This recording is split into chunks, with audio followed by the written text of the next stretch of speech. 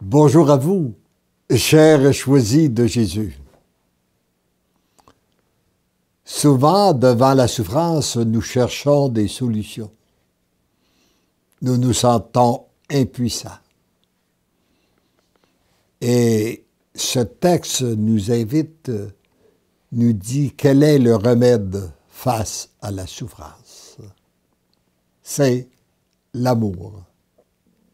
L'amour avec un grand A. Alors voici la prière que je formulais ce jour-là. Seigneur Jésus, je vous présente mon impuissance devant la situation. Je nomme 2 personnes pour lesquelles je voulais prier. Venez à mon aide. Si j'ai un rôle à jouer auprès d'eux, je me veux totalement à votre écoute. Je vous aime. La réponse, mon tout petit. J'aime te voir reconnaître ton impuissance. C'est uniquement là où tu peux m'être utile. Voyez-vous, comme notre Dieu ne pense pas comme nous. Nous croyons que nous sommes utiles lorsque nous sommes puissants. Mais là, il me dit, c'est uniquement dans ton impuissance, lorsque tu reconnais ton impuissance, que tu peux m'être utile. Et depuis ce temps, l'expérience m'a appris que c'est à travers mon impuissance que je peux être témoin de la toute-puissance de Dieu. Je t'ai dit que Marie, par exemple, était précieuse à mes yeux et que j'avais sa situation bien en main. Lorsque rien ne paraît être avancé à vos yeux, c'est à ce moment que j'accomplis le plus. Voyez-vous l'agir du Seigneur? De la même façon, lorsque les ennemis de Jésus croyaient à n'en avoir fini, parce qu'on l'avait crucifié, il était dans le tombeau, et c'est à ce moment-là qu'il est ressuscité et qu'une nouvelle vie commençait sur cette terre. C'est là jusqu'où que doit aller notre confiance, notre espérance comme chrétiens. Vous devez vous rencontrer ensemble avec Élisabeth. Les lumières vous seront données sur ce qui doit être fait. Posez le geste et faites confiance pour ce qui vous sera donné à ce moment-là. Il y a toujours une multitude de grâces pour le moment présent. Mais ce que nous n'avons pas, c'est les grâces pour le futur ou pour le passé. Et beaucoup de gens, devant la souffrance, écrasent à cause du passé ou du futur, les culpabilités du passé, les préoccupations de l'avenir. Mais lui, il nous donne toutes les grâces qu'on a besoin pour le moment présent.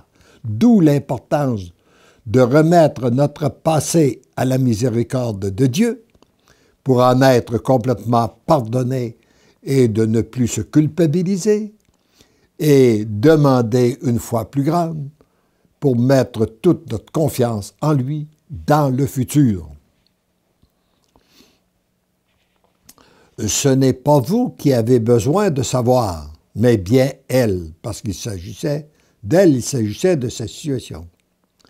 Si je veux vous utiliser, c'est uniquement pour que grandisse votre foi. Le Seigneur nous utilise pour les autres, pour faire grandir notre foi, pour nous permettre d'être témoins de son agir, comme nous l'avons été dans cette situation. En ce qui concerne G, rencontre-le et dispose ton cœur à l'accueillir dans l'amour. à l'écouter dans l'amour et en prenant beaucoup de temps pour l'écouter.